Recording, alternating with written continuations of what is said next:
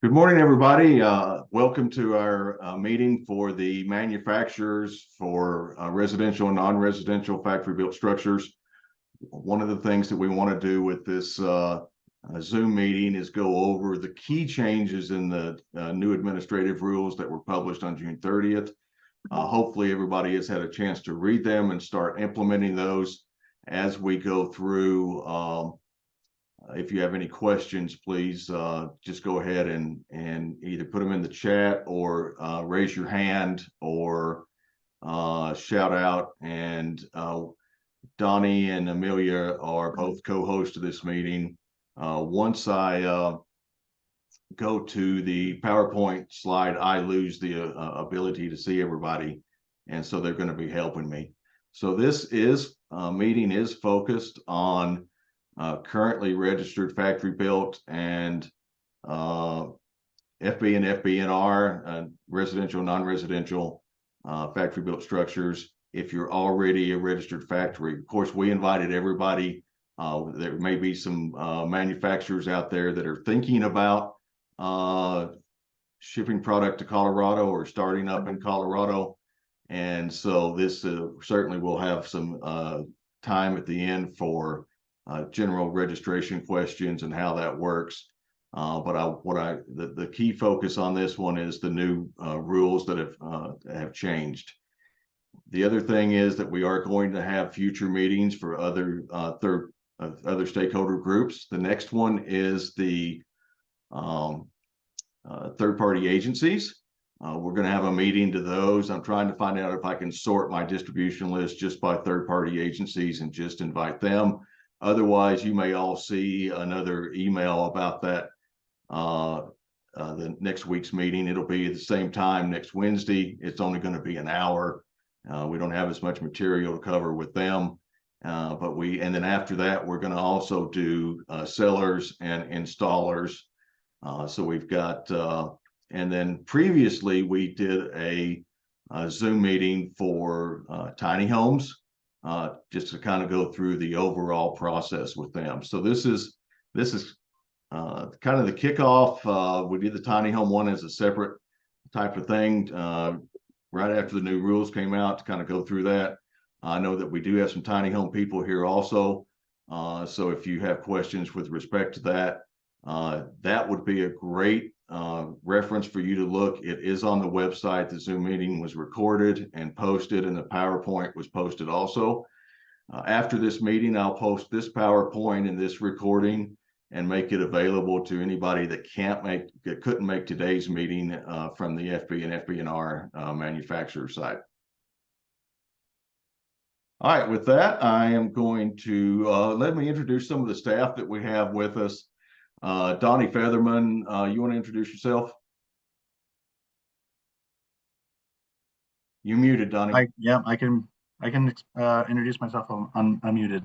So my name is Donnie Featherman. I'm the program manager for the Building Codes and Standards section.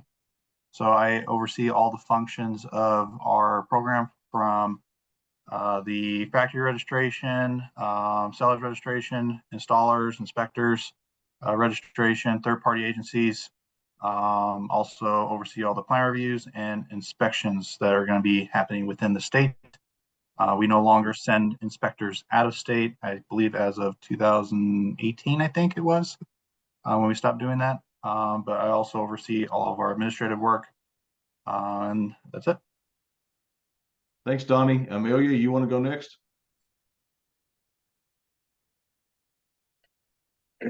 Hi, my name is Amelia Spinner. I'm the program administrator. I oversee the 3 programs and the coordinators and their respective programs. Thank you, Amelia. Deborah? You're muted, Deborah. Hang on, we're going to get you to unmute. There we go. Good morning. Hi, I'm Deborah Kosman. I'm the coordinator for the FBNR program under Donnie and Sam. Fantastic. And for you, a lot of the, she's the main point of contact for FB and FBNR manufacturers. Christina, I think, is on the line also. Good morning, everybody. Previous FBNR coordinator, currently tiny homes. You're in very capable hands with Debbie. Nice to meet everybody. Thank you, Christina. Yesenia, I think you're online also. Yes, Sam. Hi, everybody. My name is Yesenia Araujo. I am the Manufactured Housing Installation Program Coordinator, or MHIP. Fantastic. Well, thanks, staff, for joining us also. We're going to jump into it. I'm going to begin the PowerPoint.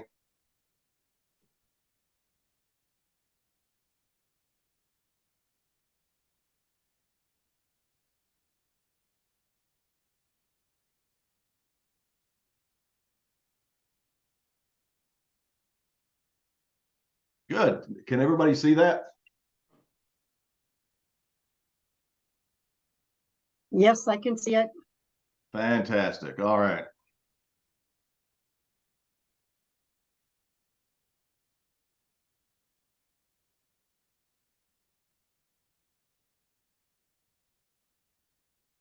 All right, we've done welcome and introductions, and we've talked a little bit about the overview. I'll go to the agenda. We'll talk about some basic ground rules. We'll talk about the codes and standards.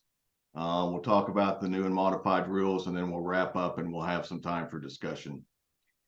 We are recording this, and we will post it to the website, as I mentioned earlier. If we get into discussion about the statute, we can't change statute. That's not our role here. That's the legislator's role.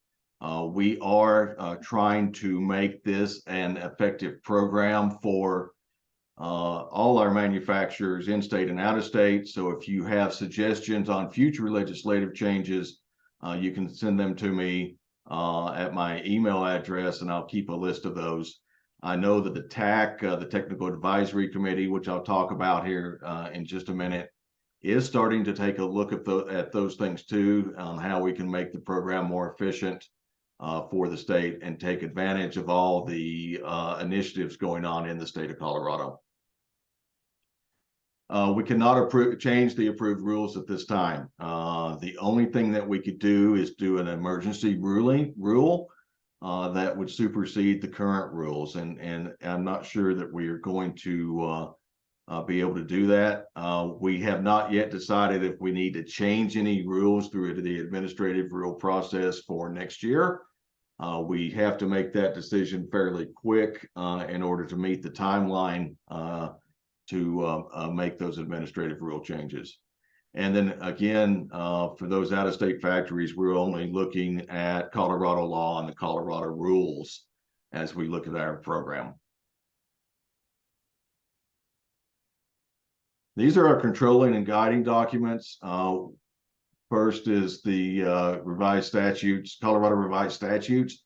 When I talk about legislation and statute, this is where all of our information comes from, the direction to the department that results in the administrative rules. And so we are governed by Colorado revised statutes 24, 32, 3301 through 24, 32, 33, 29. And so it's important, and I'll emphasize it with the pause and saying it again, it is important for you to read that statute. There are definitions in that statute that we're not allowed to repeat in the rules. We can clarify them in the rules, but we're not allowed to repeat them. There's also intent, and there's also language in there that I think is important to every aspect of the program. So please, if you take the time to read those statutes.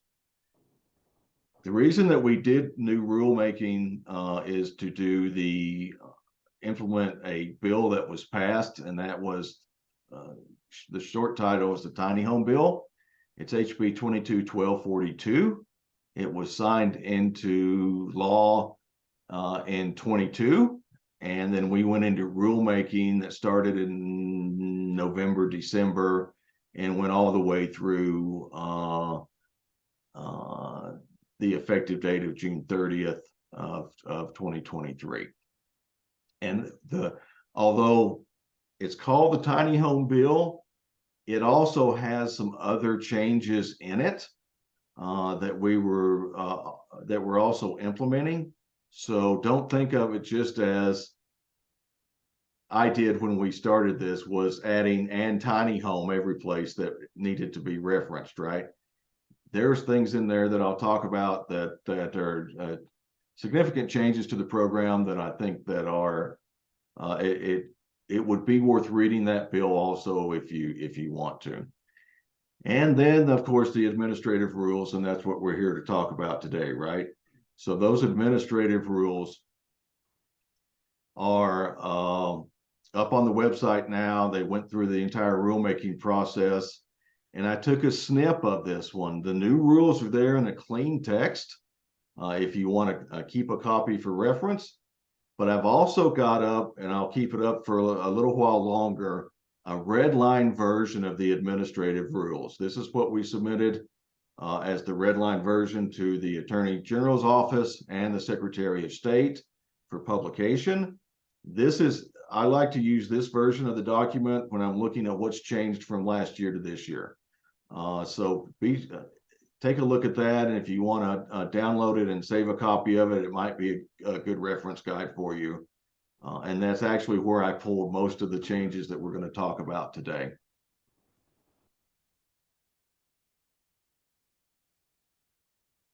So let me talk about building codes and standards for just a second. We'll talk about the organizational structure, and we'll talk about the technical advisory committee. I kind of came up with a new slide, a functional diagram of the department, and it's still a work in progress, but basically we do three things, right? We do the plan reviews, and we have folks dedicated to that. We have inspections, and we have people dedicated to that. And then we have the administration, and we have the three administrators on program coordinators online there, and Amelia is their supervisor. Donnie runs this department. I run the Office of Regulatory Oversight. I have two programs that I'm responsible for, the Mobile Home Park Oversight Program and Building Codes and Standards. So in plan review, we basically do look at the construction plans. We make sure they're compliant with the building codes and then with the local conditions. We'll talk about that a little bit more. And then we also do audits as necessary. So, and then we have a full-time engineer assigned to that. We have two part-time plan reviewers. And then we have 4 more FTE authorized that we can start hiring as of the 1st of July. So we're in that process right now. On the inspection side, we work very closely with the third-party agencies and our local governments as we look at all the different types of inspections that we do, the factory inspections, the installation inspections, the final oversight inspections, and then we also do complaint inspections. And then new this year, and I'll talk about it in a little bit, is we're now doing foundation inspections also. On the administration side, we require registration of manufacturers, installers, sellers, and inspectors, and then all the hard work behind the curtains, right? The processing of the construction drawings, the inspections request, making sure that the financial sureties are correct for those organizations that need to be bonded or have a letter of CD. The fees are collected here, and then also the complaints are handled through this site too. The diagram, the boxes at the bottom are just a little bit of what we cover. For mobile homes, we do installations if a mobile home moves from one location to the other. The HUD code manufactured home installations, we don't actually have any HUD factories in the state. So those products are inspected in whatever state they're manufactured, shipped to us, and then we are responsible for the installation of that. And we're responsible for any consumer complaints tied to those, to the manufacturer of those homes. Basically, our job is to do a complaint investigation and then send a report to the factory and my counterpart, the HUD counterpart in that state, That's called the SAA, the State Appointed Authority by HUD. And then after that, we're out of that picture as far as the corrections and deficiencies go. Unless it's on the installation side, and then we require the installer to remedy those installations. We also do modular construction and installation, and now we do tiny home construction and installation. Of course, we register manufacturers and sellers and installers. New this year is multifamily construction and inspection for factory built structures. The inspection piece, the inspection piece of that is the new piece. We've always looked at the drawings. And then for areas of the state, and for those of you that are not real familiar with the state of Colorado, we have 17 counties that do not have a local building department. So we now do a foundation design review and approval and inspections for foundations in areas of the state for factory built structures that do not have a local building department. And if there are any traditional built hotels, motels, multifamily units in areas of the state that don't have a building department, we also take responsibility for all of that. Any questions on what we do or how we do it at this point in time?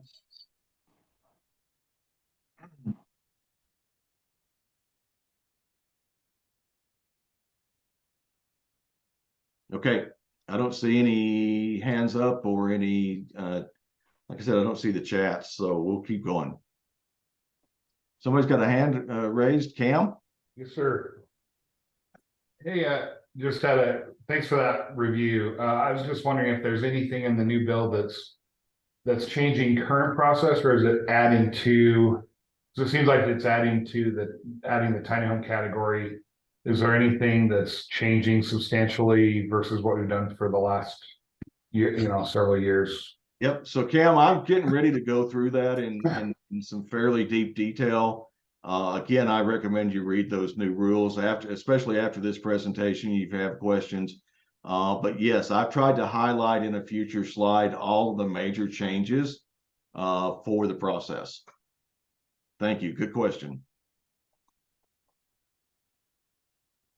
All right, we'll go to the next slide.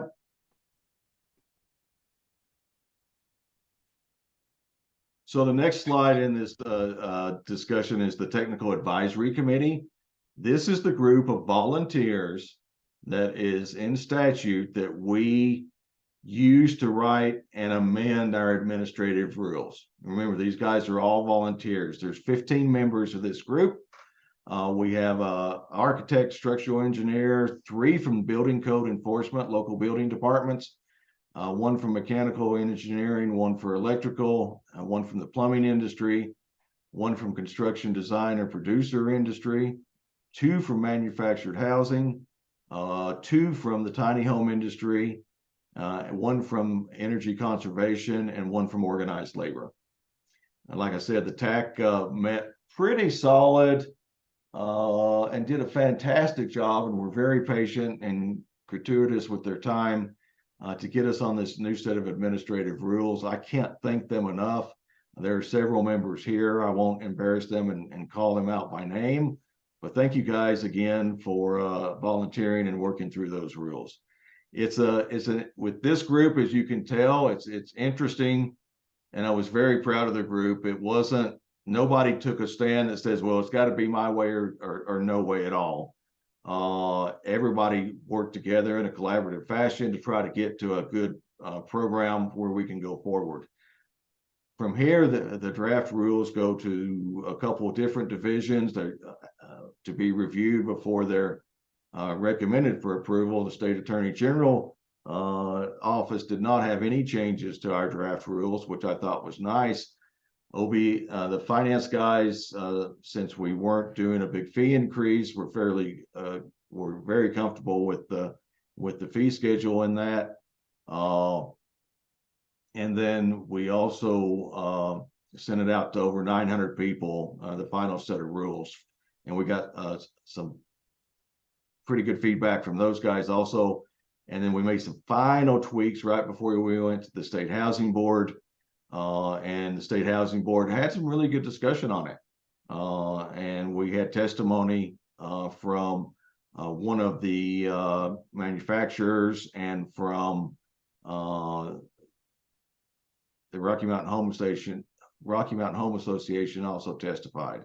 And so then once those were done, it goes out for final posting for the entire world to comment on. We got no comments back from that, and we were off and running with the effective date of June 30th. I go into the detail on that just to kind of tie back to the slide where I talked about we can't make changes to the rules. It is a hard 6-month process to meet all the gates the state has put in there for us. I think we did this in 7 months, but we started back in December.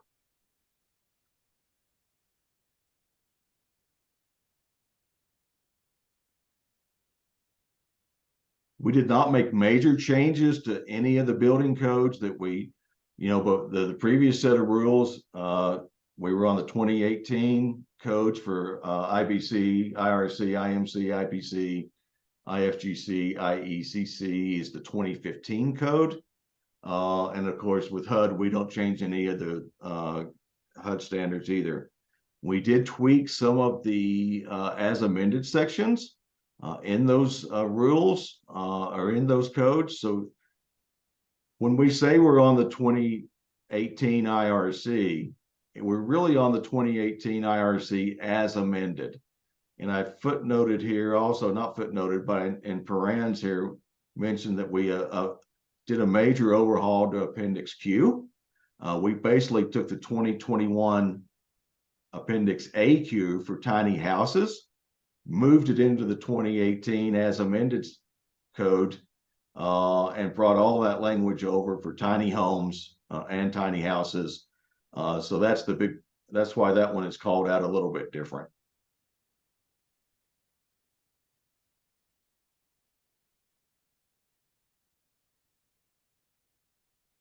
The other thing that is still in place and important, but there's some changes here that I want to make sure everybody is aware of. Oh, let me go back to that code slide for just a second. Actually, I've got a slide on it later when I want to talk about the electrical code update at the state. So the part that is still the same is that every unit that comes into the state, whether it's residential or non-residential, has to be designed to the geographic and climatic conditions of the address that we ask you for, and that's why the address is so important on the construction drawings, right? Wind load, snow load, design temps have to be in there, and then under fire safety codes, fire suppression if required by the local jurisdiction. You should be able to find that out from their websites. And then also the wildfire risk is new. This is effective July 1. And we're only looking at wildfire risk if the local jurisdictions has adopted some wildland urban interface code or wildfire code for materials and design of the structure only. That wildland urban interface code has a lot of stuff about driveway turnarounds and things like that. That's outside of our program. Again, we're only looking at the factory if they're requiring changes to the building materials or building design. And you should be able to find that on the local jurisdiction's website also. Hey, Sam, there was a question in the chat from Richard. Okay, Richard. He was wondering where we can access the administrative rule or the amendments to the 2018 building codes, for instance, especially Appendix Q. So I put in the chat, you can look at those amendments in our administrative rules, and I also provided the link if you need the link to the administrative rules. If you go to our website, there's actually 2 documents that are there. One is the current administrative rules, and then the second document that is there is going to be the red line version. So it'll show what the previous version was and then what changes were made to those administrative rules. Yep, perfect. Yeah, so we, in the administrative rules themselves, where we say we've adopted the 2018 IRC, then there's a whole set so I think it's Rule 2 is the administrative rules. 2.2 would be the IRC 2018 as amended, and then 2.2.1, 2.2.2, all those amendments, state amendments to the IRC are in the administrative rules. That's why it's very important to read those. Thank you, Donnie. Yep. Another question came up as well. I don't think this is covered in the slide. It's are you still requiring third-party plan reviews for IRC? I'm not sure if you want to answer that now or you want to wait until later. We can answer that now. The answer is yes.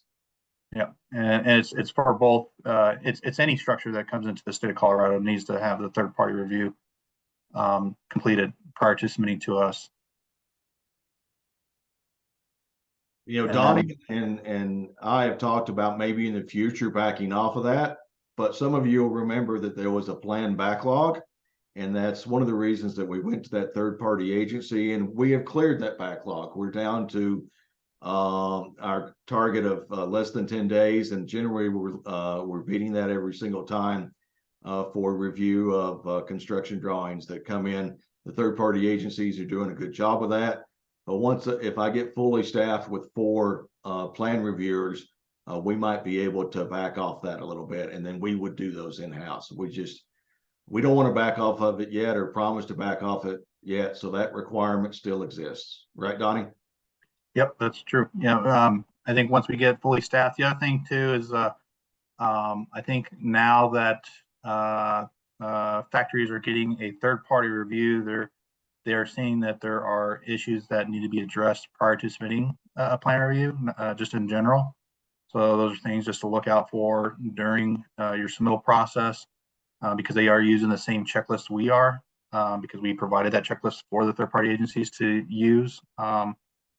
And so once we do open that back up, just ensure that you're submitting the proper documentation, preventing a simple resubmittal just for missing documents or not providing the right documents. But yeah, and then there's another question that just came up again from Richard. I guess, Richard, are you from a local building department?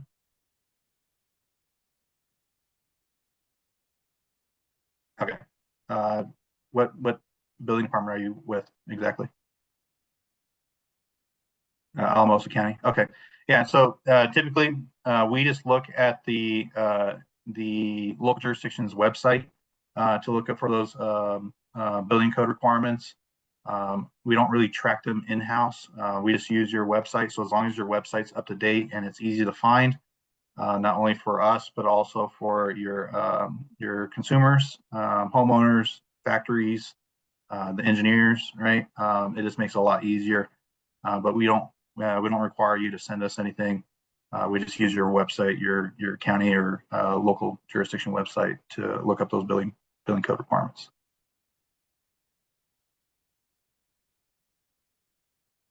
Okay.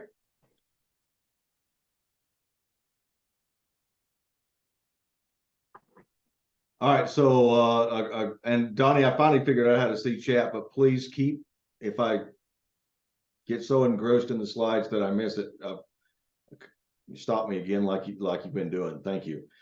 So the question is changing legislation that would allow third party to put the state stamp on plans.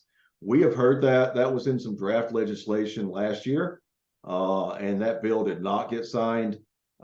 It is a request from the manufacturers, and we are tracking that. But remember when I said that we are not we're not going to be able to talk about changing legislation. We as staff have a very tough time of saying, yes, we're going to promote this, that, or the other. But it is on the list of things the manufacturers have requested. It'll also be talked about at the TAC meeting that we have in the future, which will be open to the public about how we can improve the program. So I can't say that we are looking at changing that, but it is on the radar.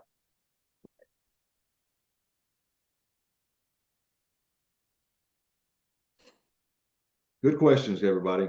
All right, I'm going to jump to the next slide.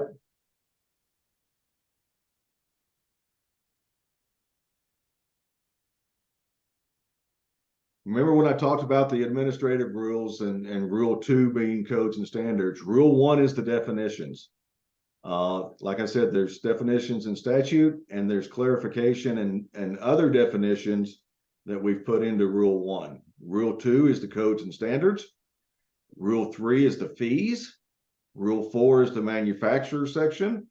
Rule 5 is the installers. Rule 6 is sellers. And Rule 7 is enforcement.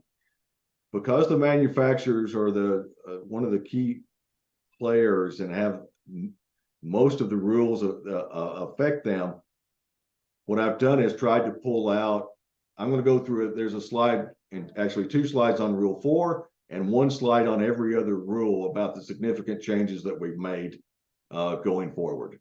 So that will answer, Cam, I think that answers your question too about what are the major changes. But we're going to do it rule by rule.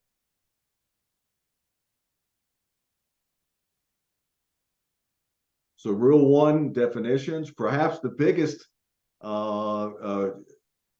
change is the alternative construction. The old AC has been replaced with on-site construction, OC. And so that's actually in the definition of alternative construction that it's been replaced. And then it's also repeated when you get down to the O's because they're in alphabetical order for what on-site construction is. We also tweaked that definition a little bit, so be sure and take a look at that. But that old AC form is now the new OC form. And that, yeah, and that's in Rule 1.19. Rule 1.22, the permanent foundation definition is updated. Be sure and take a look at that. Remote inspections are now allowed. We're working with how to finalize, and I caught a misspelling there.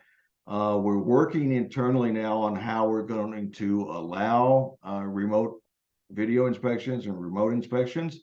It's not ready for prime time yet. Once we get that done, we will get that information out for everybody to take a look at and send feedback back to us. But we are expecting to do that very, very soon. In fact, I think Donnie and I are working over the weekend on that one, maybe, or I am over the weekend. So that's the other thing that I wanted to mention here is that newsletter that I just kind of created the other day for the announcement with this meeting is going to kind of be the technical updates. So be sure to look at that. Feel free to share it with anybody you want to. But that's the way we're going to push that information out to you. And so I hope you find that as a useful tool. Rule 1.29, temporary foundation, we updated that definition. And then 1.31, we wanted to distinguish between tiny home versus tiny house.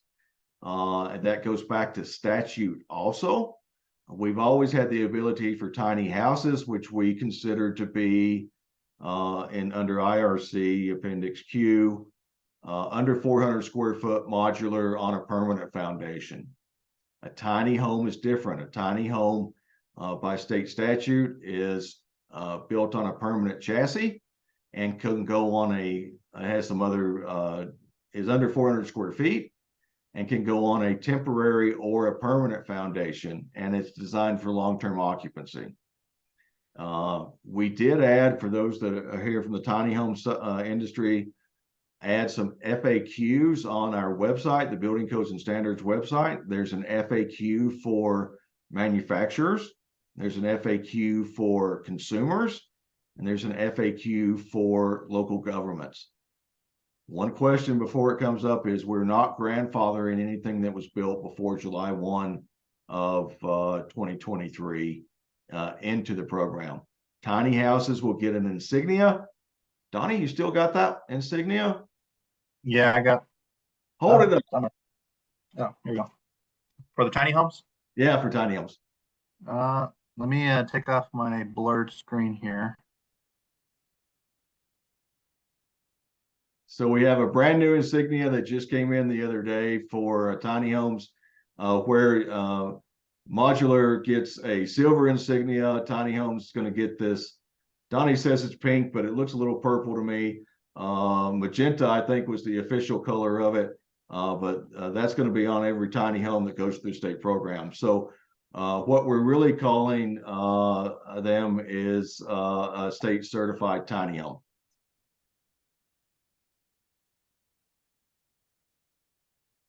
So Cam asked about PM park model RVs. No, it's not park model RVs. They are actually state approved,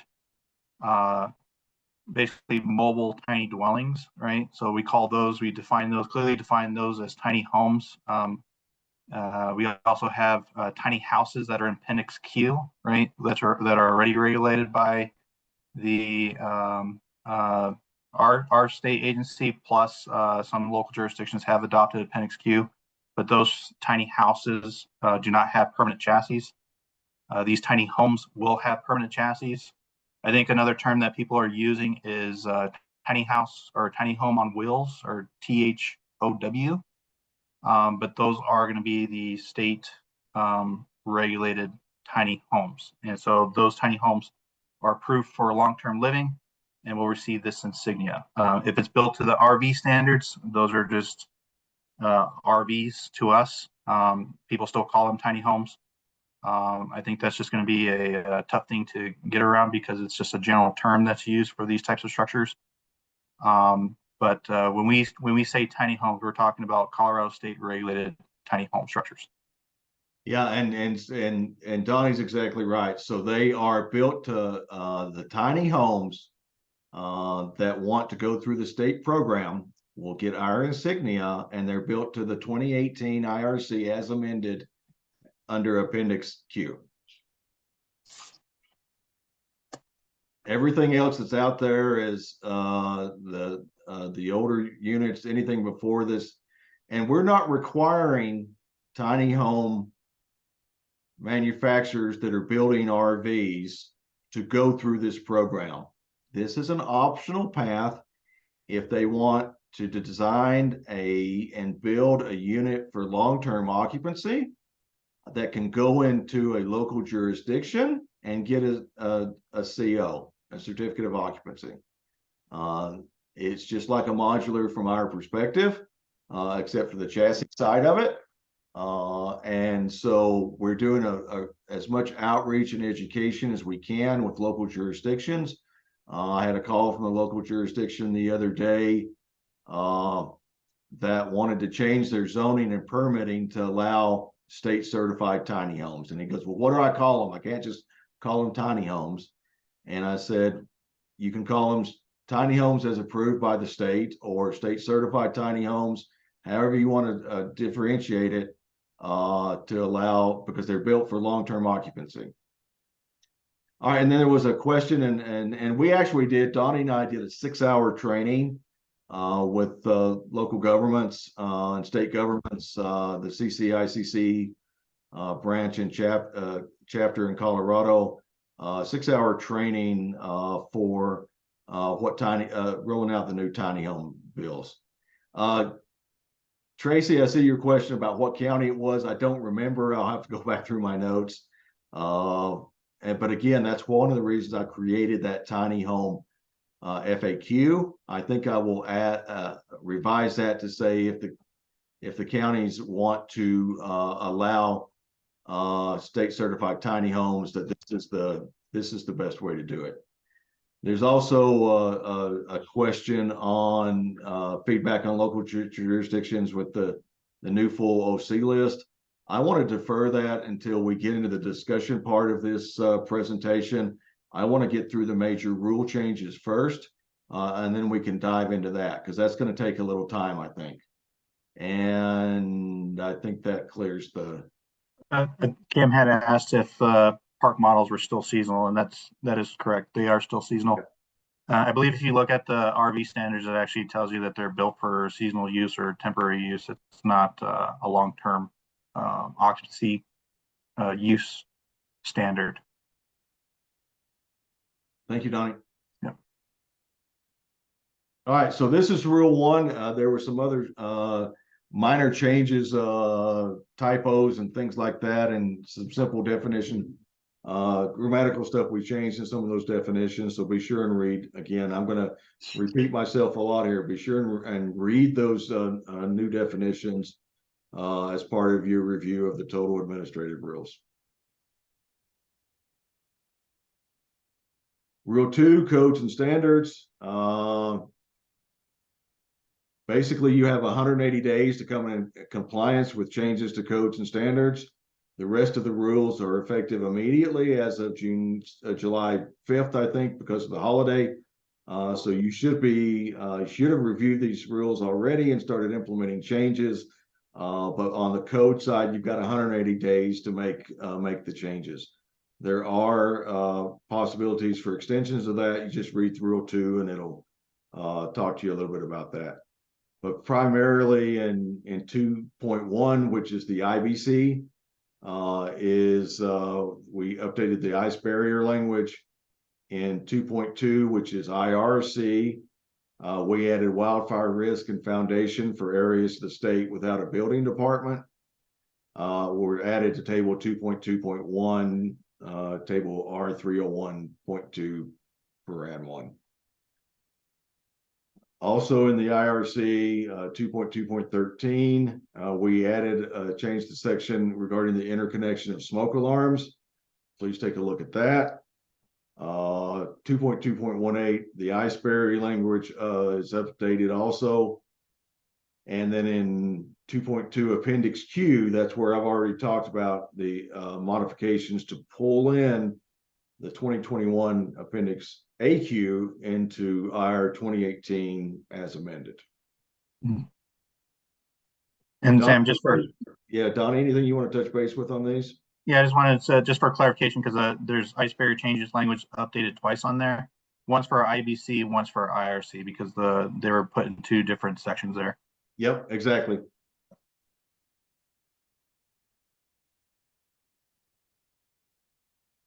All right, IMC had no changes. IPC had no changes. 2.5, we're on the NEC, which is just recently effective 8/1, I think, been updated by the state. We're going to send out a technical notice, but you can go to the State Electrical Board website and see the new NEC, and they just updated to the 2023 version of that. Donnie, is that right?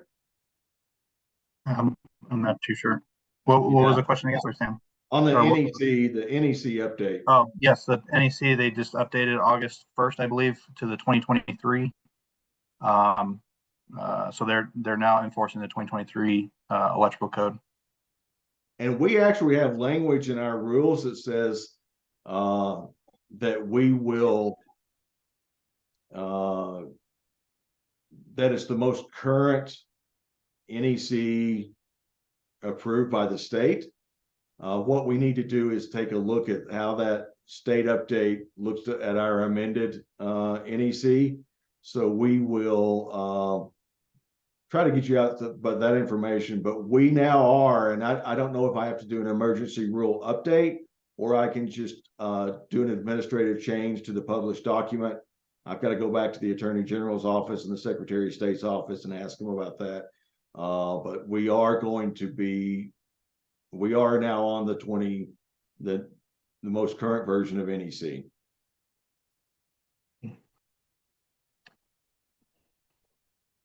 Fuel gas code had no changes. IECC, sorry, I advanced. Rule 2.7 is the IECC. Remember, we're on the 2015 IECC. We had changes to the air barrier checklist requirements in that one. The next set of rule numbers 2.8 through 2.11 are the federal standards. Of course, we did not make any changes to those. And then 2.12, the installation standards for the Division of Housing, we added tiny homes to that. We need to update our manual, I think, installation manual on those, but Darren, to answer your question, 2023 NEC becomes effective August 1st.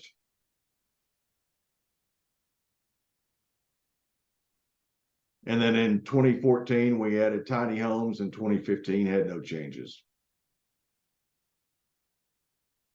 Yeah, and then just for clarification, I'm not sure when Darren joined, but so when we say when the state adopts it, it's DORA, the Department of Regulatory Agencies. Since they regulate the state's electrical and plumbing standards when it comes to on-site stick-built construction. We try to align our requirements for off-site construction with theirs. So if they're updating their code requirements for electrical, we are updating our electrical requirements as well. But they'll have their amendments, we'll have ours. I think one of the things that that they amended that we had the same was for the outdoor receptacles or outdoor outlets that required to be GFI protected. But with the issues that we're having with the AC units tripping the breaker, we both made amendments to exclude that that specific outlet from the requirement from needing GFI protection. But I believe they may have took that out, and they are now enforcing that again. We would have to review that requirement again, but currently in our rules, it still exempts it. So just to clarify that part, if it's being done at the factory, it's exempt. But if you are completing it out on site as a site built component, you have to follow DORA's requirements for it. I would say the exception would be if it's on the OC form as needing to be completed on site. So maybe you didn't want to ship the receptacle attached to the wall while it's shipping, and you're like, I'll put the receptacle out on site once we install it. That would be on the OC form and would be considered part of our program. Thanks, Donnie. All right, rule 3 is the fee section. We added a 3-year registration for manufacturers now, if you want to go that route. The problem is we have no way to defer that revenue into future years, so you will be billed annually for your 3-year registration, but that will help you, I think, and was asked for about annual registration requirements. You will also be required to submit any updates as you normally would at the registration time when we do that annual billing. We added a late re-registration fee of $100. We added a second revision plan check fee of $100. We've not implemented that yet, I don't think. But you know, if we get a plan that is not up to snuff and we send it back for revisions and it comes back to us without the corrections and we have to send it back to you again, there's going to be a $100 fee. We've added a multifamily inspection fee, and I'll talk about this a little bit later, but we are now registering multifamily installers.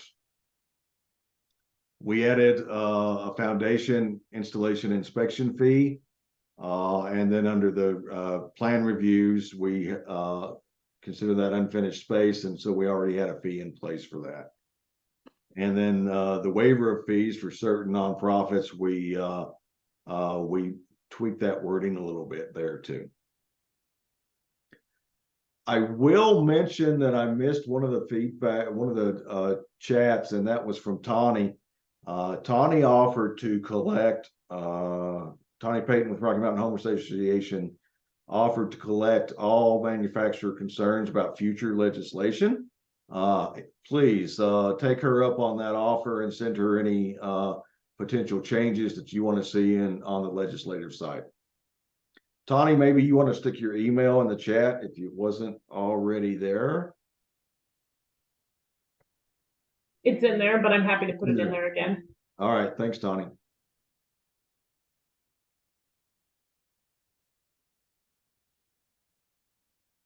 All right, we're gonna jump into the Rule 4, which is the meat and potatoes of this presentation. Does anybody have any questions so far? All right, so there was a question about foundations.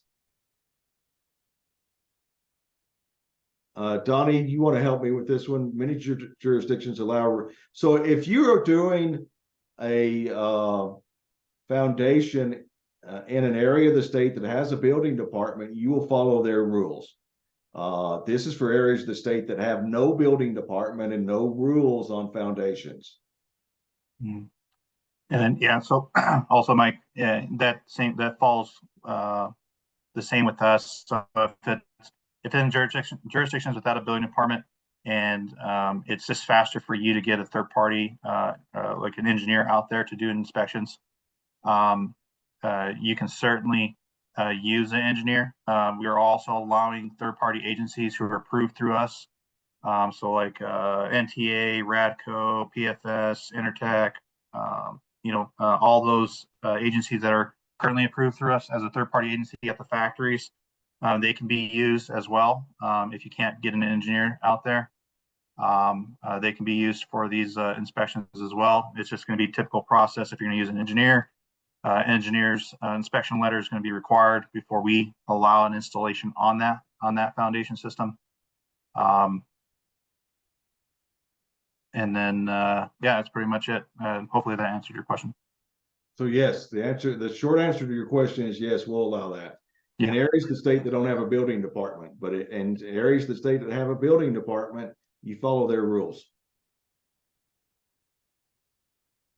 All right, Rule 4. So here's that big caveat and announcement that I have already made once. This is a major portion of the administrative rules, and the following slides for Rule 4 are what I consider to be higher level changes to the program. It's your responsibility to read and implement all rule changes.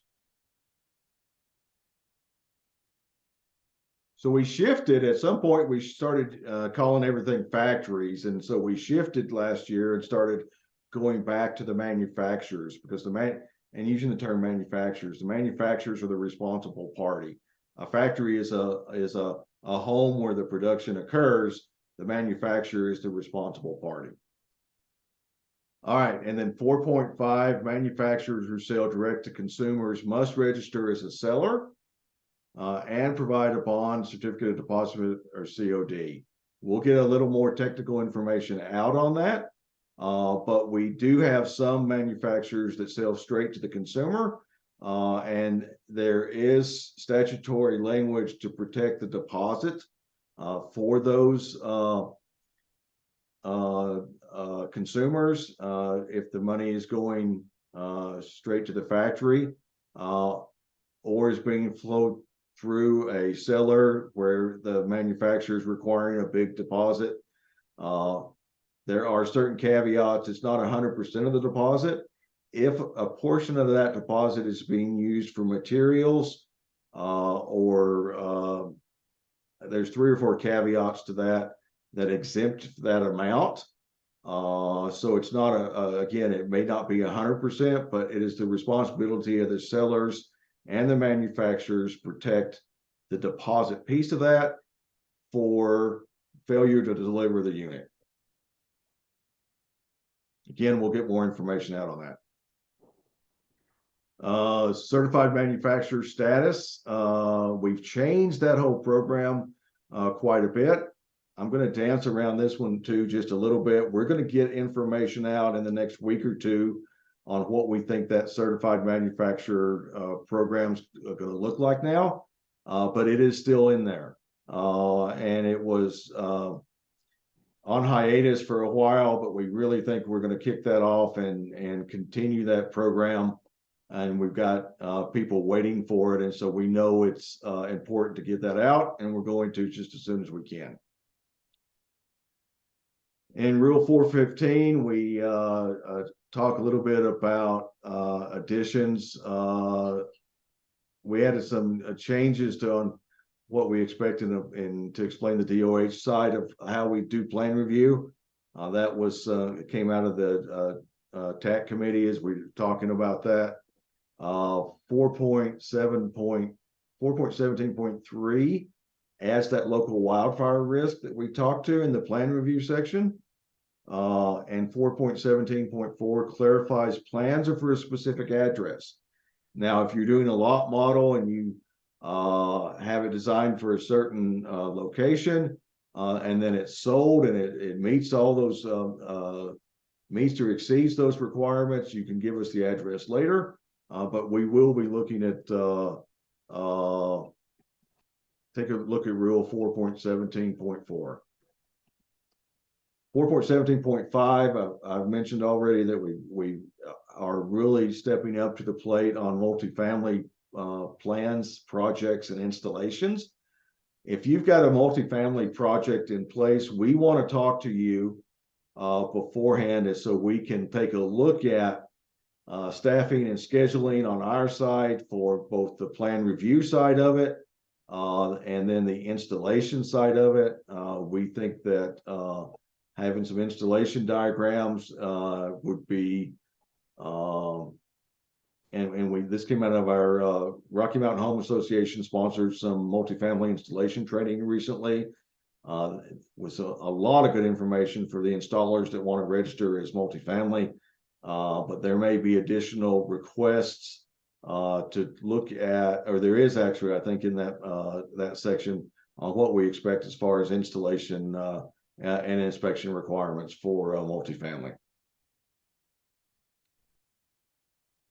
4.2.4, we changed the expiration of the plan since it was tied to the annual factory registration, and we're now allowing 3-year registration. We tweaked that a little bit. There's some a little more grace period in rolling those plans over into the next year.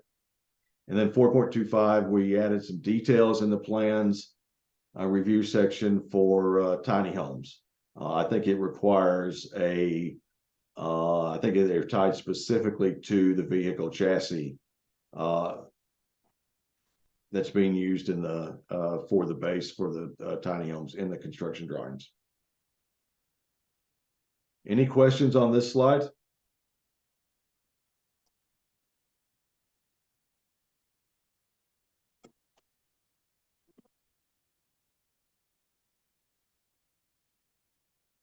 I don't see any hands. I don't see any chats. Looks like you guys have pretty much got this.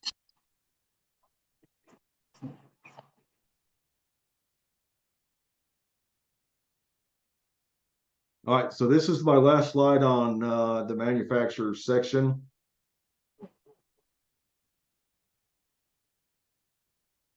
The next slide is the seller's requirements. 5.2, we repeat the requirement for manufacturers who sell direct to the consumers to register as a seller. And here, well, I can't emphasize this enough. If you guys are sending in, anybody here is already sending in bonds, letters of credits, or CDs, it must include language that the Division of Housing be listed as the agency that can call the bond if necessary due to enforcement. There's an old document that is floating around in the interweb that says it needs to be made out to the Attorney General's office. That is no longer, that died years ago. It should be Division of Housing. And here's another question, not a question. Here's another change that I want the manufacturers to be aware of. And because it's a relationship between the manufacturers and the sellers, right? And then down the road, the installers.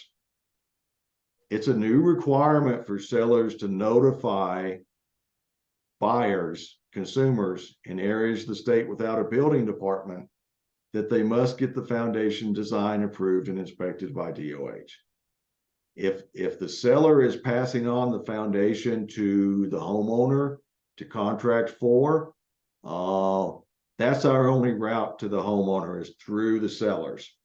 A lot of time the sellers do all the on-site construction or have a GC do on-site construction and installation and foundation work. We settled here as the point of making sure that they pass it on to the homeowner to do those things. But we're going to require that, and we will audit that on the seller side to make sure that's added to their contract and document requirements that go to the homeowners.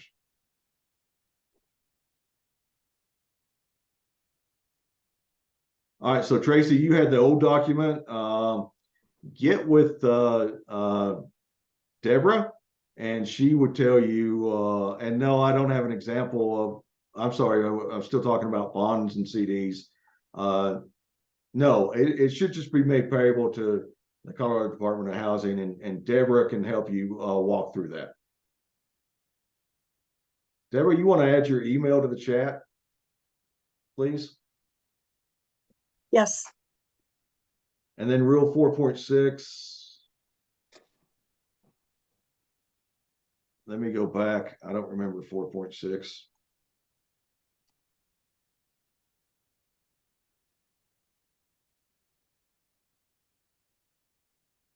So 4.6 wasn't on my list.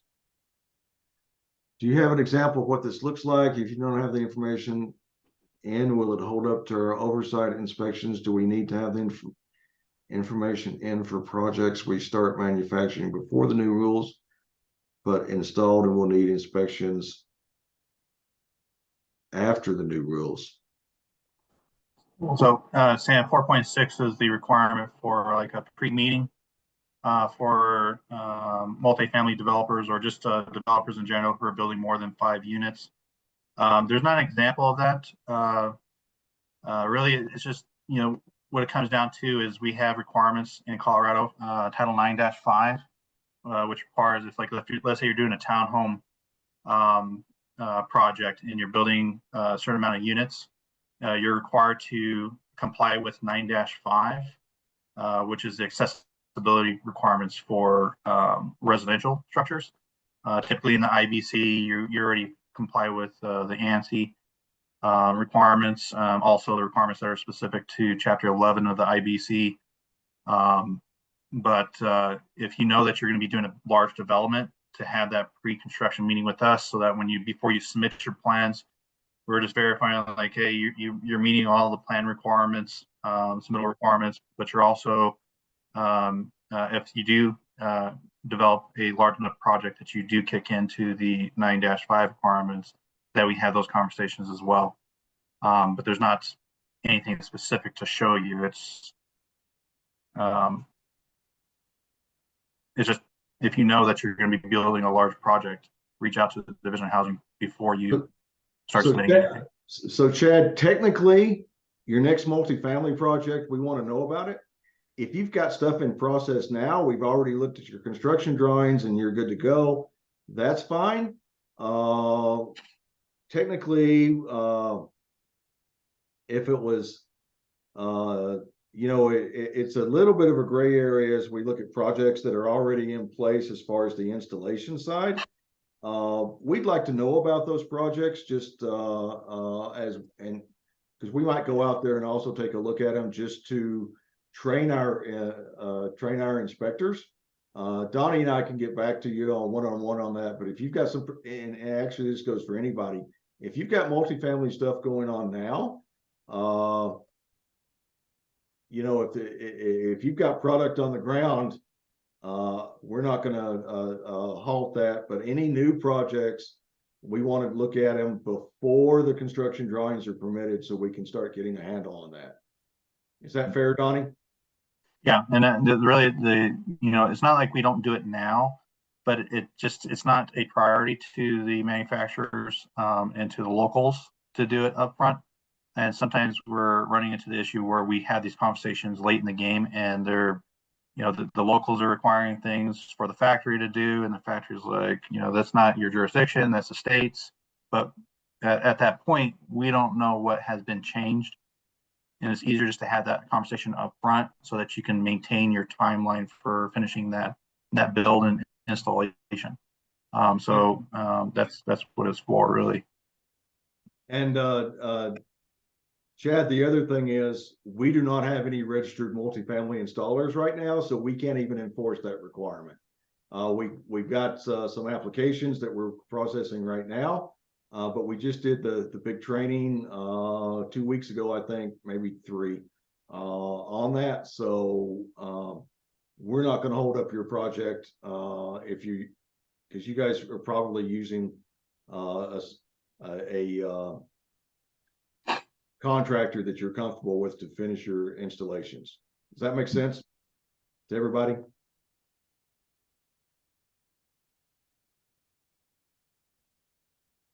Yep. Thanks, Chad.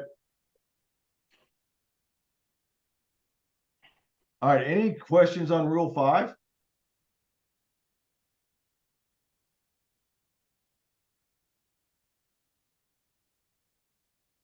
Okay. Rule 6, installers. In general, tiny homes have been added. And again, as I mentioned before, tiny homes can go on a temporary or permanent foundation. 6.2.3 again talks about areas of the state without a building department must be installed on a foundation where the design has been approved by DOH and the foundations have been inspected by DOH. What we don't want to happen, but what I am anticipating is the installer goes out into an area of the state that doesn't have a local building department. The homeowner has done his own foundation with no design and no engineering on it. And I've told the installers that they can check back with us to make sure that that foundation has been, even before they go out there, to make sure it's been reviewed, the plans have been reviewed, and it's been inspected before they install the unit. This is going to be a hang up, and it's going to be an educational material process. And I expect homeowners will be calling and screaming at me that why is the state enforcing rules in areas of the state that don't have a local building department? They can do any damn thing they want to. Well, it all ties back to safety and quality of these units and having a good engineered foundation. And that's what the state legislator gave us or flowed down to us. And that's the way that it's going to work. So it's going to be a little bit of a mess. I'm hoping it's not a mess. I hope when we get our sellers educated real quick. And again, this is not going to be, we'll gradually slip into this. If a foundation is already poured, and I'm not going to make them go back and do that, but any units that are sold going forward, the sellers are required to notify them about the requirements. And you as manufacturers need to make sure your sellers know that.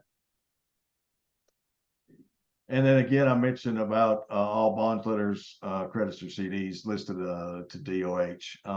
And I think, again, reach out to Deborah for what that looks like. I don't know if there's a link on that specific requirement, but it is on the registration side for FB and FB&R. All right, and then Rule 7 is real simple. We changed some of the text on summary suspension and made a few other grammatical changes. Nothing big or big there. Now, I've referenced a lot of documents, and so here's our website link. If you want to take a screenshot of that. Amelia or Deborah, if you guys could take that, the website link and put it into the chat for people, that'd be great. The rules are on that page. The statute, you've got to go, if you just search Colorado Revised Statutes, that'll get you there, and you go down to 2432-3301. Here's Donnie's email. Here's Deborah's email. And I'll put my email. Somebody put my email in the chat for me too. That'd be great. I think everybody has it, but just in case. And add Christina as well. Or Christina, if you're here, if you put your email for the tiny homes. Yep. Anybody's interested in tiny homes. And while we're at it, Yesenia, stick your email in there for installation questions. Also, Yesenia is going to be handling some of the foundation work too. So that would be a good link to have. Yeah, I actually didn't finish this slide. The tiny home program coordinator is actually Christina Wilkes. That's a typo. This should have been the second line for FB and FB&R coordinator. So Christina, I'll actually fix that slide before we post it to the website.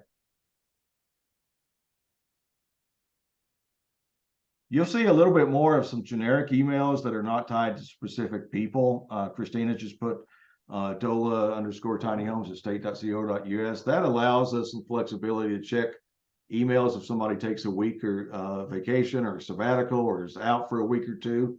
We have access to the emails this way easier, and we can make sure that nothing gets stuck or set or missed while that individual is out. We want to be as responsive as we can.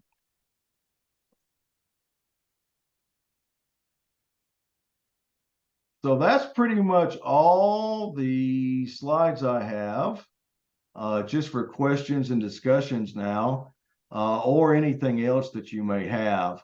And then, so we're going to open it up and we will try to take people in order. But if we don't catch you in order, then we will do our best to get to you.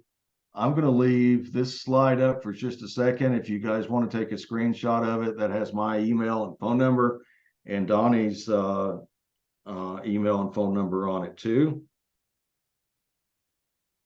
We hope this was educational. We hope this wasn't anything too surprising. Like I said, the TAC has worked on all these. They were sent out to over 900 individuals for review and comment. They were publicly posted, and as I said, they went into effect on the 5th of July. I know we had a question about OC forms. I don't know if we want to jump straight to that.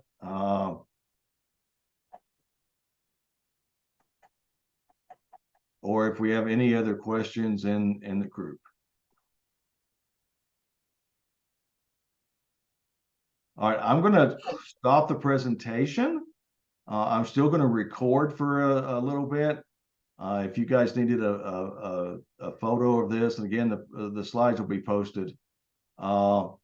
Yes, Chad, a great question. There's going to be more information on getting factories or manufacturers certified in the next couple of weeks.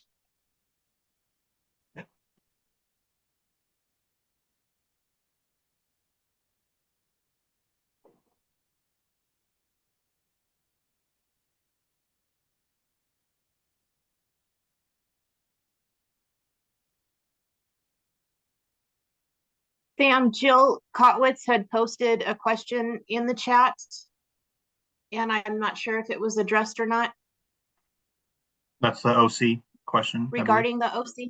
Yeah. Yeah, we were just talking about that. Katie also just put something about 2018. There is no 2018 NEC that I know of. It's every 3 years, so it's 2017, 2020, and then 2023. But they might be, I'm not sure, Katie, if it's for a different project.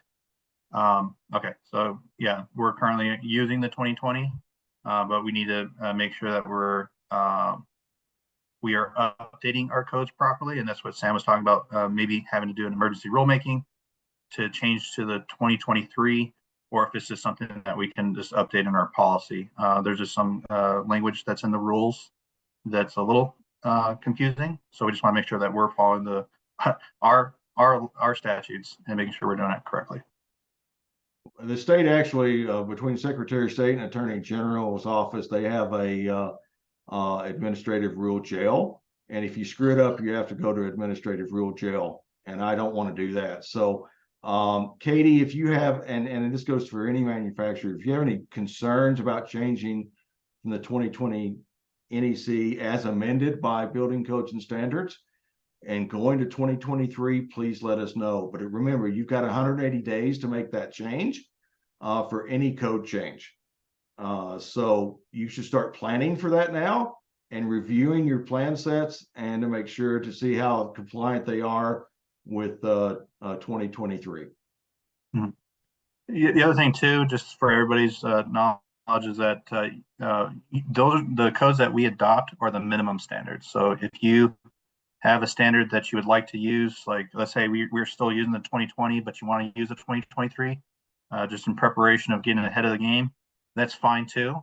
There's actually some changes that are in the 2023 that may be more beneficial, especially when it comes to like the kitchen islands. There's some changes in the kitchen island requirements that for the receptacle locations and stuff like that. That might help you out when it comes to the production of these units. So if you want to use the 2023 now, that's fine. But if you want to stick with the 2020 until you, sorry, I've seen a question come up. If you want to stick with the 2020, that's fine too. But you just can't go less than that. So you can't submit a plan that says 2017. Same thing for the building codes. If you want to use the 2021 building codes, you can certainly do that. But you can't use the 2015. The only thing that we allow to 2015 is the energy code. And that's just the minimum.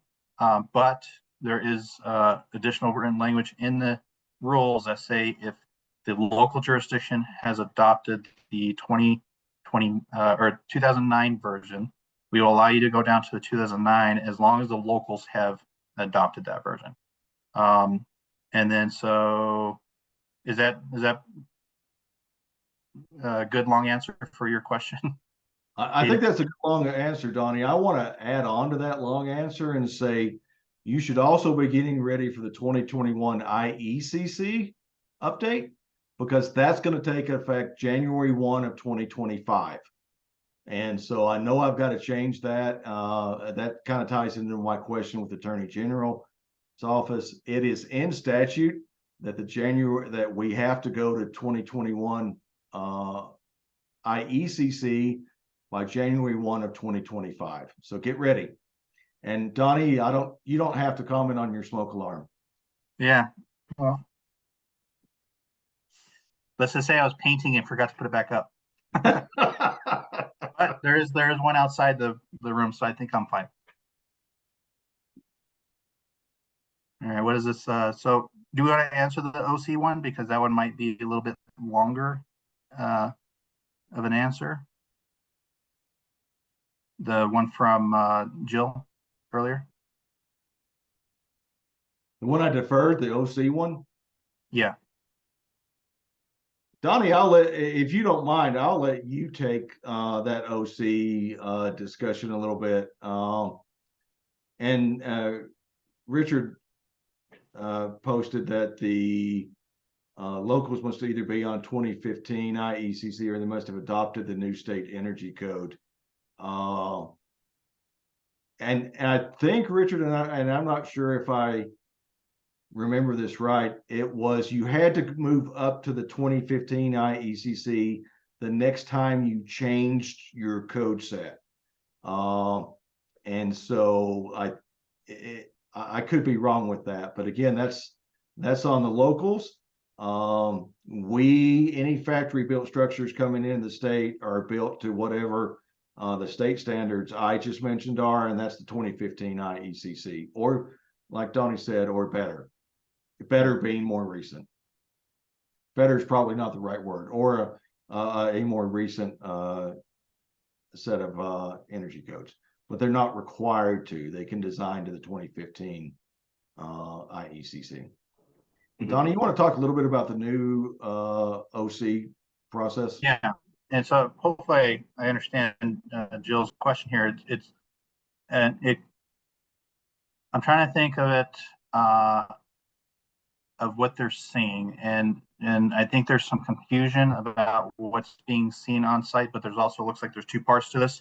So one of the things that we've been finding is there's AC forms that are being submitted, and even OC forms now that are being submitted that have things that are related to the installation of the home, right? Not necessarily the finishing of the product.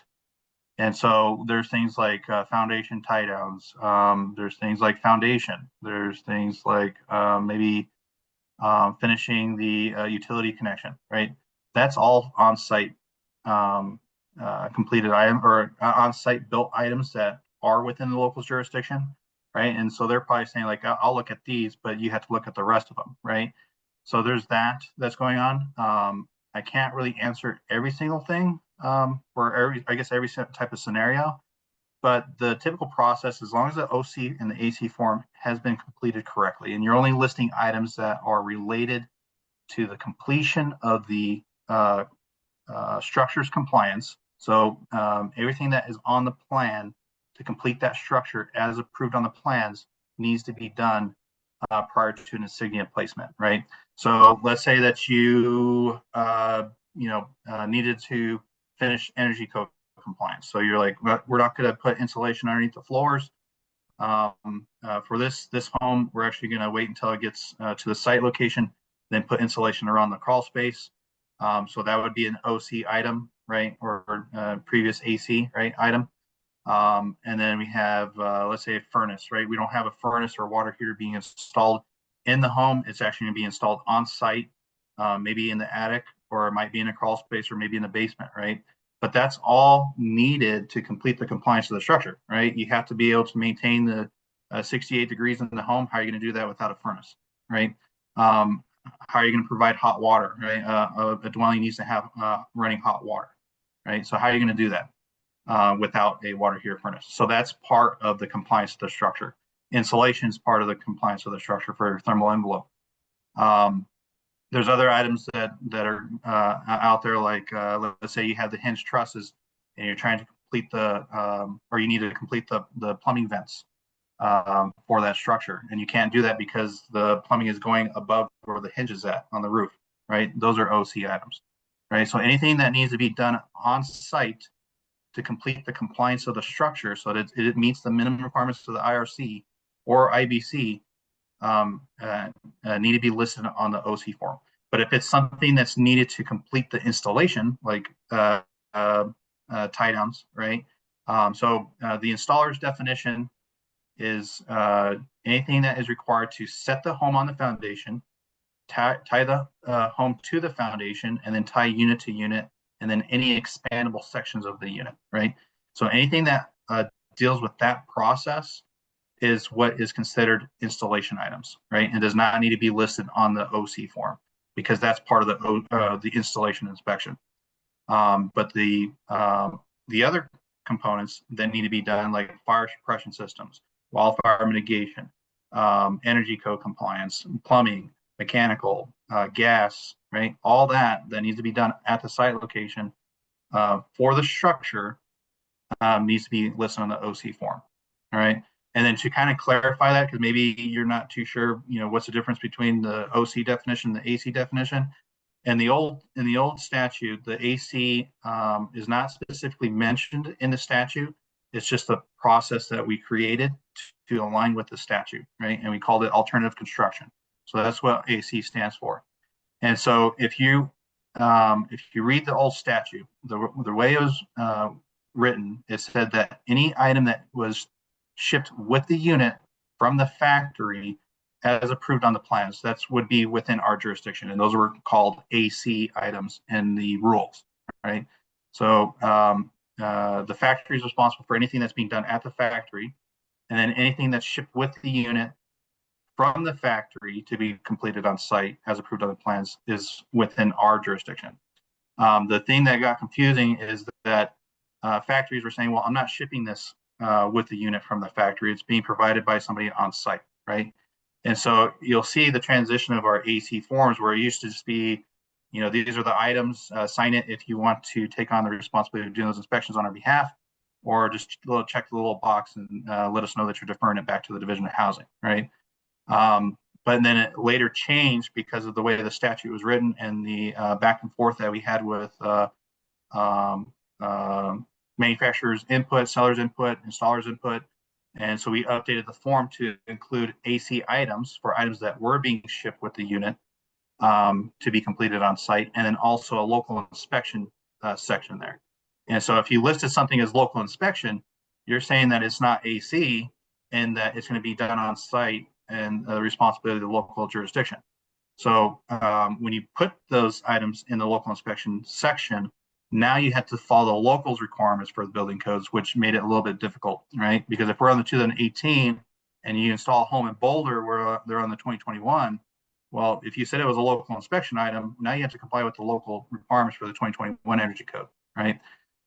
But after the new HB 22-1242 for the tiny homes, that part of the statute was rewritten. So it no longer says that shipped with the unit from the factory as approved on the plans. Now it says any item shipped to the site location to finish the compliance of the structure is within our jurisdiction, right? And that is Title 24, 32, 33, 11, and it's I believe it's 1A.7. But you'll see in there that new language. And so now the new OC forms no longer have local inspection items, right? So anything that's on that form now needs to be anything that is being completed at the site location to complete the compliance of the structure, right? So there's no more saying that, well, no, that's a local responsibility. No, the language has changed. Now that is within our jurisdiction and it needs to be inspected either by the Division of Housing or the locals if they want to sign it, or a third-party agency if the factory would like to use a third-party agency to inspect those items. We're currently working with a factory that used a third-party agency to do inspections, OC inspections or AC inspections for a project that they're doing, because it takes us about a week preparation to get out to the site location, but they're able to get somebody out there, within a day or two, right? But yeah, hopefully that answered your question, Jill. Sorry, if you ask me questions, you're going to get a long answer, but the intent is that you have a full understanding of why it's that way and not just a yes and no. Hey, Donnie, this is Mike and Joe. We're just sitting here just to clarify. I think the question we typed out and maybe should have been specific. The feedback that she's gotten a couple of times is it's the all or nothing. I think that they're not happy with. They want to be able to select certain local items and then maybe defer out of some things rather than saying they want to do everything. So I don't know if that's a consideration you would make, because they want to, I guess what we're hearing is they do want to participate and do certain OC things, but not everything. And we're being told it's a all or nothing. Yeah, so I'm not saying that it's not possible, but the intent is that if they're going to do the inspections on our behalf, they're doing all of them, right? Because the reason of having that form is because the locals are there, right? It's easier for them to get to those inspections, and they don't have to wait on our timeline. They're already out there doing inspections anyway, and if they can pick them up, they can, and in a more timely manner, right? But if it's something that we can discuss maybe on a project or maybe a certain scenario, we can look at that form and to see what they're trying to defer, because the problem is aligning their inspection records with our inspection records, right?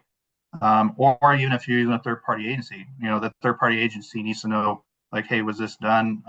Or did the locals look at this? Because it might be an OC item that might have to be installed before the third party goes out there and looks at it, right?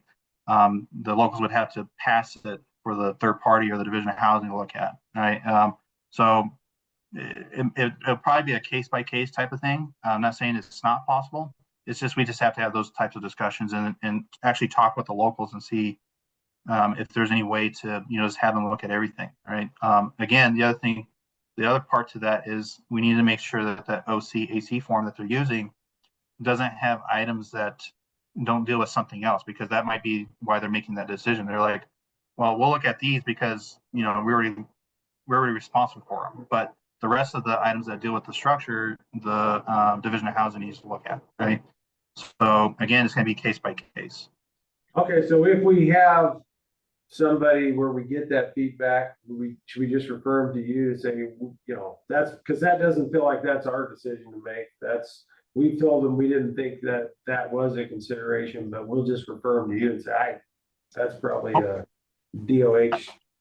I wouldn't just affirm to us. I would probably try to set up a meeting with all of us so that we're all on the same page, right? Because if we had that conversation with them, like, oh, now we understand what this OC form's for, we'll go ahead and just look at everything. Well, if you're part of that conversation, you're there and you hear it directly from them, right? Just in case anything along down the road comes up and maybe they hire a new inspector and the inspector didn't know, right? We can say, you can reference that conversation with the locals at that point. Yeah, if you want us involved, we can. I mean, I would prefer to say if I'm involved, I'm gonna be on the side of, you should let the local guy pick and choose and not do all or nothing, but yeah, we can be involved. Yeah, like I said, I think just you as the factory being involved with that conversation would be beneficial for all parties involved with that project. Okay. All right, so hey, I think we covered that. Let me run down through the chat real quick, Donnie. The next question is from B. Martin. Will we be able to amend approved plans to the 2023 NEC, or are we're going to require a whole new plan review? I know we haven't thought about that, have we? Yeah. Well, if you're trying to amend a currently approved plan, it'll just be a revision, but that's a hard question to answer without knowing what's on the plan, right?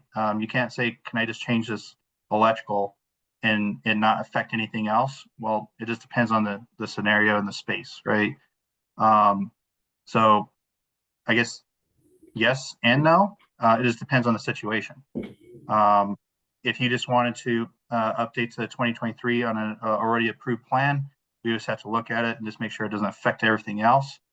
And if it doesn't, then all you would do is it would just be a revision to that plan for the electrical. But if it does affect something else, then it would have to be probably other pages of the plan, probably not the whole set, but it would affect other pages of the plan. Yeah, sorry, it's a yes and no question. It just depends on the situation. I only asked the question because Oregon did something similar not too long ago with their energy code, and they allowed us the whole 180 days like you guys are offering right now. And they allowed us to write a compliance letter and explain what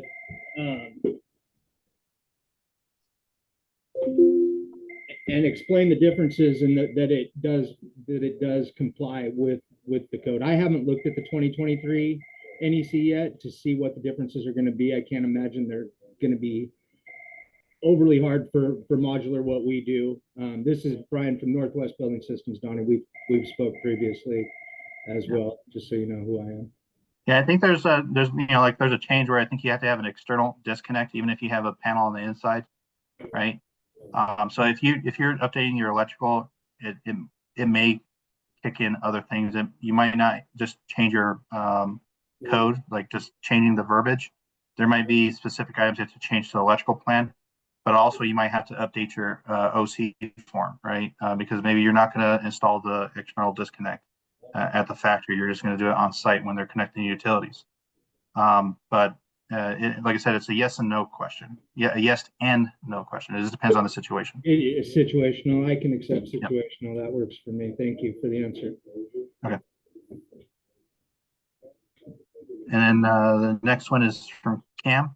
Yep. Can a certified factory put insignias on the unit even if there are 8 OC items to complete? And the answer is no. So the significance of the insignia itself is saying that structure has been built to the approved set of plans, right? Well, it can't be built to the approved set of plans if you still have to put things on the structure to complete the home, right? So we dealt with this in the past with another factory where this is the same project where they're working with a third-party agency to complete the AC items at the location. And then that third-party agency coordinates with the factory when the inspection's passed. But I believe the third agency is placing the insignias on the structure on the behalf of the factory and also on the behalf of the Division of Housing once they pass the AC inspection, OC inspection.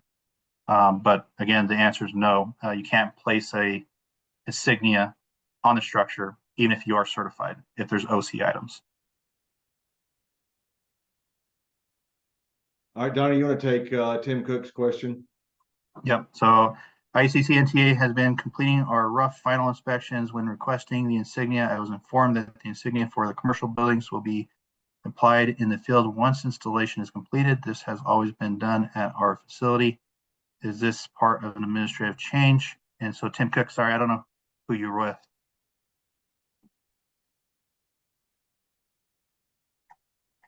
And I'm asking who you're with because if you're a registered factory, that's the normal registered factory process. You don't place the insignias at the factory. It has to be done at the site location after an oversight. If you're certified and you didn't have any OC items, then you can place the insignia at the site location or at the factory location. At the factory, right? Yeah. Black I'm sorry, Hawk your name looks Equipment, familiar. Bonnie. What was that? Black Hawk Equipment, and he is registered with Black Hawk Equipment. Yeah. Tim Cook.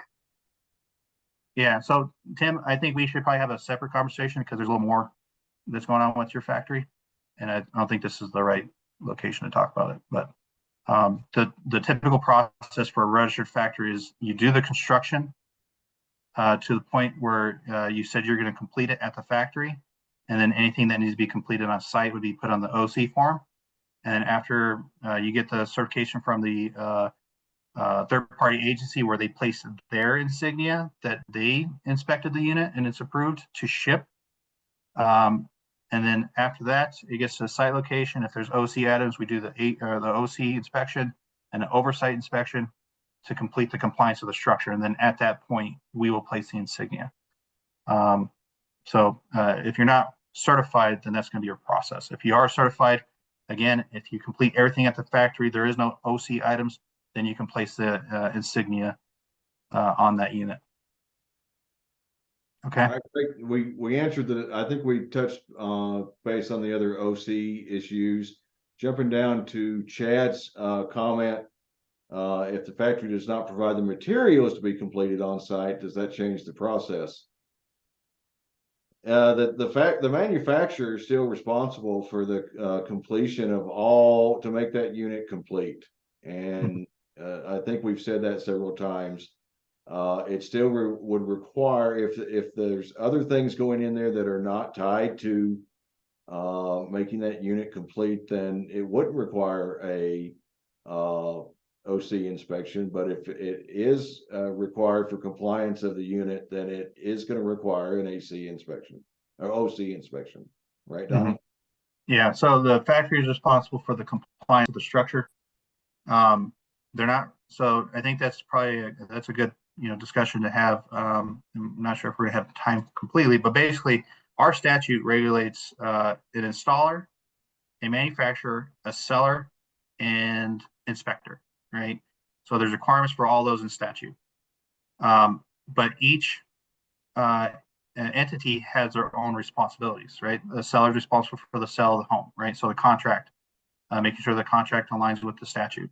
A manufacturer is responsible for the construction of the structure itself as approved on the plans. So there's that language in there that I told you that changed from the last statute to this new one where it says any item that the Division of Housing is responsible for the oversight of the construction of a home at the factory, right?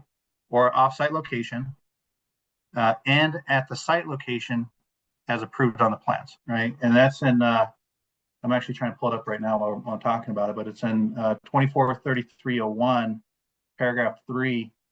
It tells you what the requirements are. Hold on one second here, sorry. Donnie, Chad added another update. He understands that now. I think the key part of that is what Donnie said, is that we as the state agency by statute only have responsibility over the manufacturer, the seller, the installer.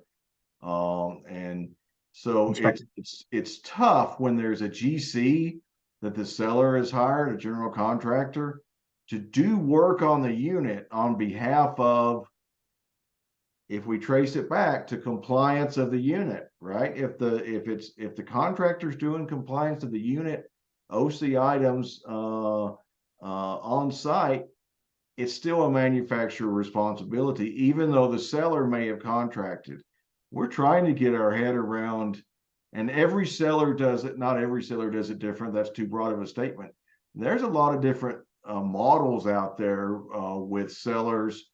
And some of that they push all the way down to the homeowner to do the 2-car garage stuff and the foundation stuff. Some sellers have contractors that do it all. Some installers are doing foundation work also in certain areas of the state. We're trying to get a better handle on all that, but currently our statute and our rules are written that if OC work is being done, it can be done by a general contractor, but it is still the responsibility for the compliance of the home. Because from my perspective, when we get a complaint on that home, if we get a complaint on the home, and we don't get a lot of complaints, but we look at the installation and does it meet the manufacturer's requirement for installation? And we look at are there any defects or deficiencies in the construction of the unit itself? And then we go back and send correction notices to the factory, to the manufacturer, to the installer, or both. And then that's the only hook that we have to make sure that unit is safe and of quality that meets the Colorado standards going in there. We have no control over the GC if the seller requires it. And the seller piece of the statute is the selling of the home. And their bonding requirements is only if the home is not delivered. So it's tough. I hope that makes sense on why it's this way. Yeah. And then just real quick, so what it says here is the General Assembly further declares that the factory built structure program and tiny home program administered and rules adopted under the Part 33 apply only to the factory or work performed off-site or work completed at the installation site as reflected on the approved plans for the factory built structure or tiny home. So again, that's the part that specific section specific to the construction of the unit, right? There's other language in there about the installation, ensuring a safe installation for the consumer,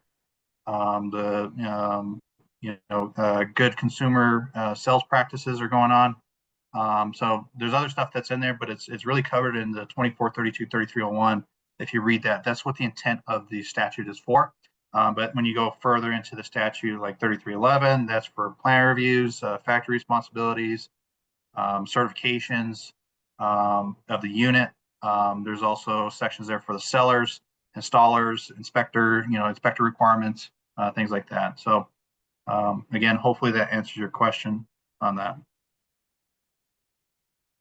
All right. Any more questions? We've got about 12 minutes left. I'm happy to give you back 12 minutes if there's no other questions, but here's the time to wrap it up with any final call for final questions. I will also emphasize as you're thinking about your questions and either raising your hands or typing into the chat, we are always available to talk to our manufacturers about questions. Always. Donnie and I will take those questions. And we'll try to do it by email once or twice, and then after about the third email, Donnie and I are on the same page. It's time for a meeting, and then we'll ask for a video chat, and then we'll pull in all the parties.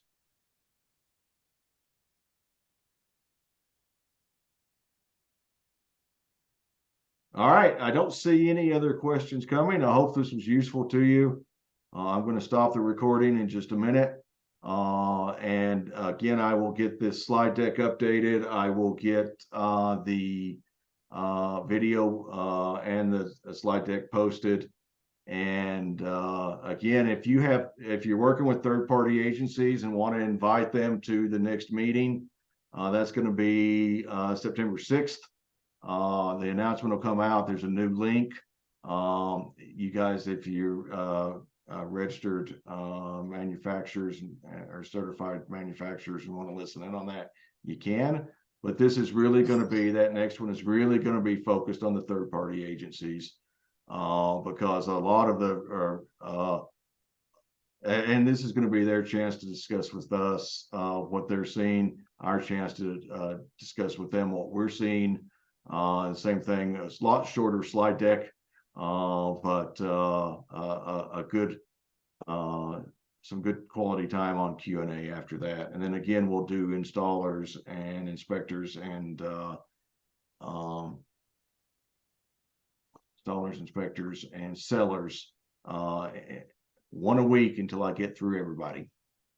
And then we're gonna have a TAC meeting at some point too. All right, any last thoughts? Staff, anything from you guys I missed?